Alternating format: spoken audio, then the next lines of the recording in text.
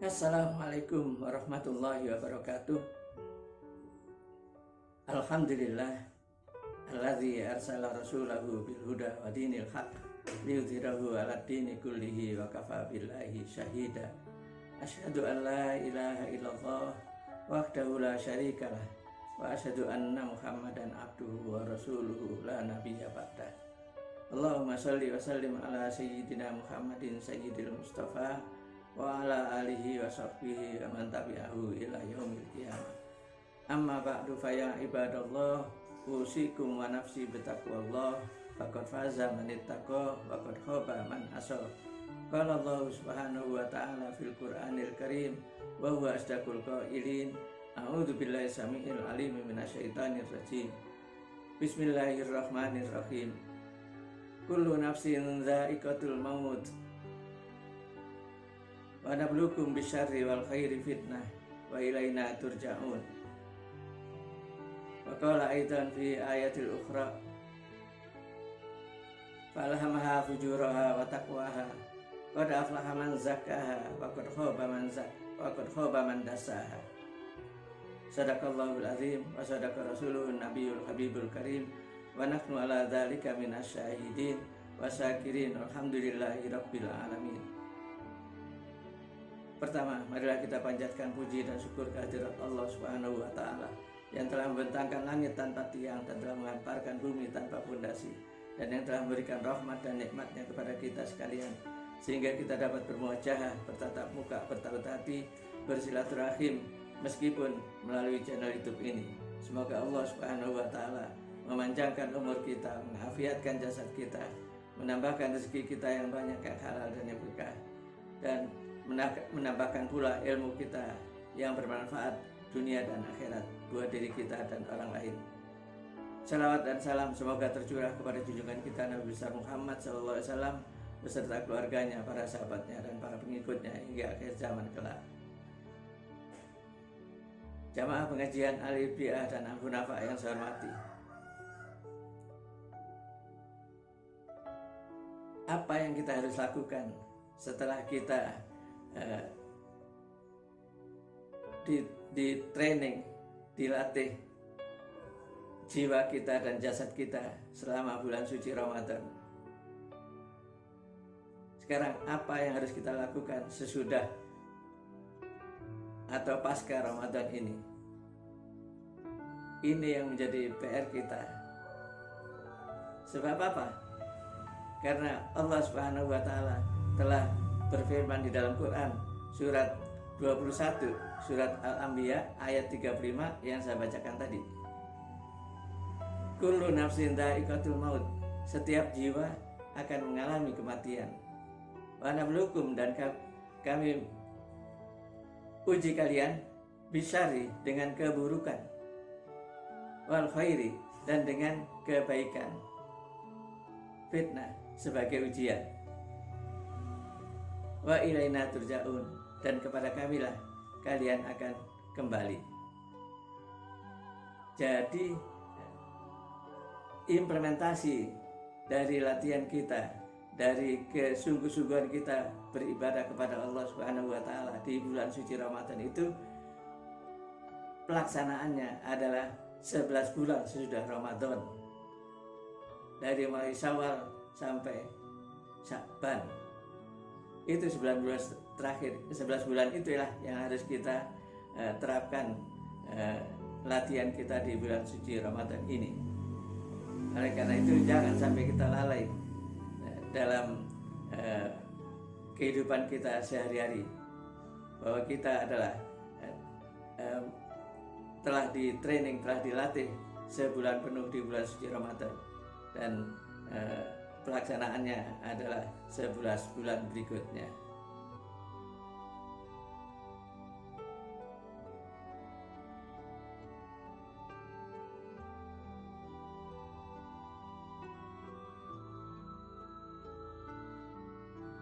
Hadirin jamaah pengajian Al-Ibtiah dan Al-Hunafa yang saya hormati, jadi hidup kita ini 11 bulan ke depan sampai Ramadan berikutnya, bahkan seterusnya, hidup kita ini adalah hakikatnya ujian dari Allah Subhanahu wa taala.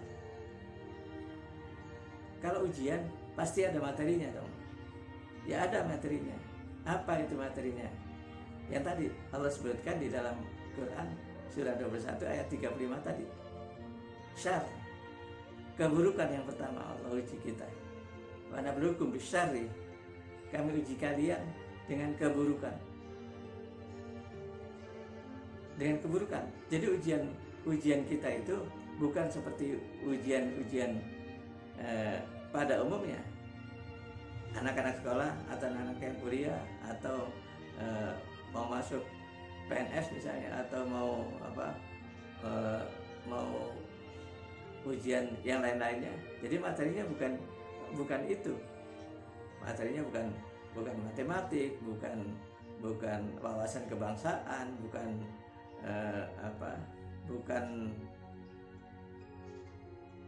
ilmu-ilmu yang lain.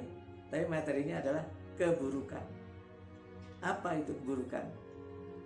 Keburukan semua yang kita anggap buruk di mata kita. Miskin misalnya, itu buruk di mata kita. Atau bodoh misalnya, itu buruk di mata kita. Atau sakit misalnya, itu buruk di mata kita. Atau jelek misalnya, itu buruk di mata kita. Jadi semua yang buruk itu adalah materi ujian dari Allah Subhanahu wa taala. Apalagi yang buruk itu? Ya misalnya kita diperlakukan tidak nyaman, tidak enak oleh orang lain. Itu adalah materi keburukan buat kita. Jadi pokoknya semua keburukan yang kita terima itu adalah ujian dari Allah Subhanahu wa taala. Nah, kalau itu semua ujian dari Allah Subhanahu wa taala, kita harus lulus gitu. Nah, terus bagaimana cara mengatasinya? Ya kalau kita ingin lulus dalam ujian keburukan ini, satu-satunya jawabannya adalah sabar. Sampai kapan sabar itu? Tidak ada batasnya. Istiqomah terus menerus sabar itu sampai ajal menjemput kita. Kita harus tanamkan kesabaran itu di dalam diri kita. Menghadapi ujian apapun, keburukan itu kita harus sabar. Jadi bagaimana sabar itu? Sabar itu kita harus sadari bahwa keburukan ini adalah ujian dari Allah Subhanahu wa taala. Itu yang pertama. Yang kedua, kita harus berusaha keras untuk mengatasi ujian itu, untuk menyelesaikan kesulitan itu, untuk menjawab keburukan itu dengan sebaik-baiknya, dengan sikap kita yang terbaik untuk mensikapi keburukan itu. Yang ketiga, kita harus terus-menerus berdoa kepada Allah Subhanahu wa taala agar kita diberikan pertolongan oleh Allah Subhanahu wa taala dalam mengatasi kesulitan atau keburukan itu yang kita anggap tidak baik buat kita. Karena kita adalah makhluk yang lemah, oleh karena itu kita harus mohon pertolongan kepada Allah Subhanahu wa taala dalam mengatasi keburukan itu.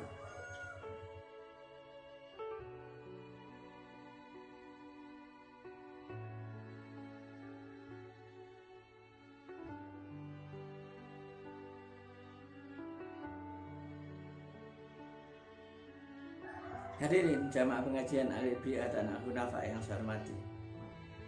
Ada ungkapan as-sabru sa'atan ala musibatin khairun min ibadati sanatin. Sabar sesaat dalam menghadapi musibah atau keburukan itu lebih baik daripada ibadah sepanjang tahun. Jadi kita harus sabar menghadapi musibah ataupun keburukan yang kita terima ini. Karena hakikatnya semua yang terjadi di dunia ini yang kita harus jalani ini hakikatnya adalah dari Allah Subhanahu wa taala. Jadi apapun yang kita terima yang berupa keburukan itu kita harus sikapi dengan sabar. Yakni dengan menyadari bahwa ini adalah ujian keburukan ini adalah datangnya dari Allah Subhanahu wa Ta'ala. Kemudian kita harus sikapi dengan berusaha keras untuk mengatasi atau menyelesaikan keburukan itu dengan sebaik-baiknya.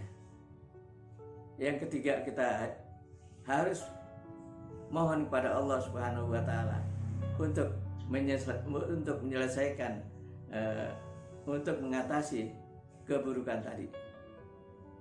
Dan yang keempat, kita ucapkan inna lillahi wa inna ilaihi raji'un. Kita ini adalah milik Allah Subhanahu wa Ta'ala.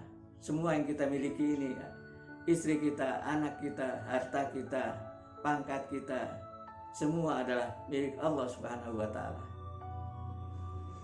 Dan kalau diambil oleh Allah Subhanahu wa Ta'ala, ya kita harus rela. Memang bukan milik kita sejati, kita hanya dititipi oleh Allah Subhanahu wa Ta'ala. Kita harus sadar itu. Makanya kita ucapkan inna lillahi wa inna ilaihi raji'un. Kita ini milik Allah Subhanahu wa Ta'ala dan akan kembali kepadanya. Jadi itu harus kita tanamkan di dalam hati kita, supaya kita tidak putus asa apabila nikmat itu hilang dari kita, dan kita tidak berbangga diri, tidak menyombongkan diri kalau kita sedang menikmati kenikmatan yang Allah berikan, pangkat misalnya, dan itu atau harta melimpah, kita tidak sombong dengan itu semua. Dan apabila itu diambil oleh Allah Subhanahu wa Ta'ala, kita harus sadar bahwa itu memang milik Allah Subhanahu wa Ta'ala. Kita harus rela menerimanya.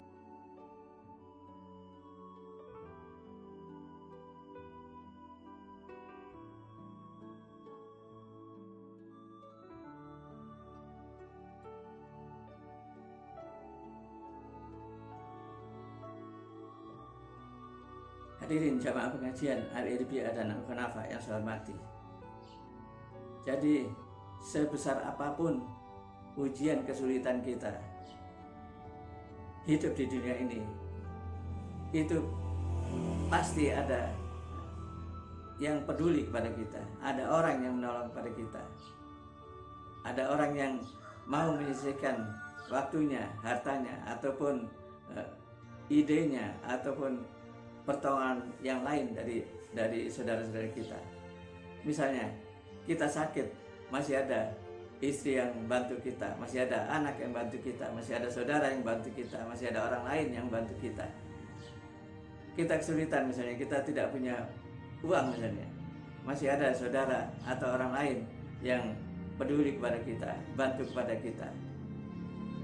Itulah kesulitan di dunia. Sesulit apapun di dunia ini, pasti ada orang yang nolong kita. Jadi kita tidak perlu terlalu risau memikirkan kehidupan dunia ini. Yang paling penting adalah kehidupan kita di akhirat. Jadi hidup kita di dunia ini sekedar jangan lupa saja. Akhirat itulah tujuan hidup kita, agar kita bahagia di akhirat. Bagaimana caranya? Itu yang harus kita tempuh. Sedangkan di dunia ini, apapun yang terjadi, keburukan atau kebaikan, itu semua harus kita jalani dengan sabar kalau keburukan itu. Tapi kalau itu kebaikan, kita harus jalani dengan syukur. Nah, kita sudah bahas pada kesempatan ini dalam mensikapi Quran surat 21 ayat 35 tadi, kalau kita diuji oleh Allah Subhanahu wa Ta'ala dengan keburukan, maka kita harus sabar menerimanya. Kalau kita sabar menerima keburukan itu, Allah sudah berjanji, innallaha ma'as sabirin, sesungguhnya Allah Subhanahu wa Ta'ala bersama orang-orang yang sabar.